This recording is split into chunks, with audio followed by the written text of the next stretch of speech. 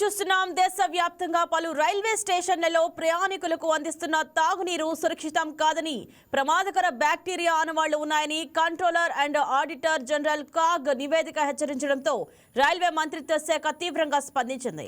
Railway మంత్రి అశ్విని వైష్ణవ్ నేతృత్వంలో senior అధికారులతో జరిగిన ఉన్నత స్థాయి సమీక్ష అనంతరం స్టేషన్లో సురక్షితమైన తాగునీటిని అందించేందుకు తక్షణ చర్యలు చేపట్టాలని రైల్వే బోర్డును ఆదేశించారు.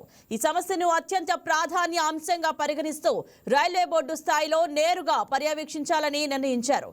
ఇందులో భాగంగా దేశవ్యాప్తంగా రైల్వే నెట్వర్క్లోని 20,000 ప్రదేశాలలో వాటర్ కూలర్లతో పాటు సమగ్ర ఫిల్టరేషన్ పర్యవేక్షణ వ్యవస్థలను ఏర్పాటు చేయనున్నారు. స్టేషన్లో tank to tap water filtration వ్యవస్థను ప్రవేశపెట్టాలని, పాత నీటి ట్యాంకులను వెంటనే మార్చాలని ఆదేశించారు. నీటి నాణ్యత పరీక్షల నిబంధనలను కఠినంగా అమలు చేయాలని, దీనిపై జవాబుదారీతనాన్ని స్పష్టంగా నిర్ధారించాలని సూచించారు.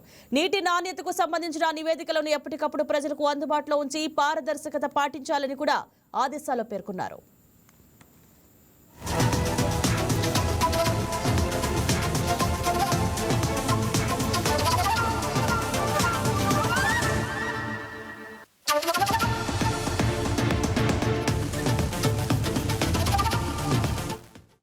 దేశంలోని అన్ని జోన్ల పరిధిలో 512 non sub urban grade railway స్టేషన్లలో ప్రయాణికుల సేవలను కాగ్ అంచనా వేసింది.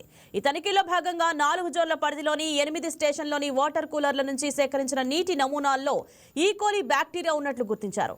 ఈ బ్యాక్టీరియా వల్ల ఫుడ్ పాయిజనింగ్, డయేరియా, కిడ్నీ వైఫల్యం వంటి తీవ్ర ఆరోగ్య సమస్యలు తలెత్తుతాయి. ఈకోలి బ్యాక్టీరియాను గుర్తించిన స్టేషన్లలో దక్షిణ మధ్య రైల్వే పరిధిలోని హైదరాబాద్, దక్షిణ రైల్వేలోని కోయంబత్తూర్, పాలక్కడ్ జంక్షన్లు, మధ్య రైల్వేలోని ఛత్రపతి శివాజీ మహారాజ్ టెర్మినల్, భీవండి రోడ్, కళ్యాణ్, లోనావాలా, తూర్పు రైల్వేలోని మధుపూర్ ఉన్నాయి.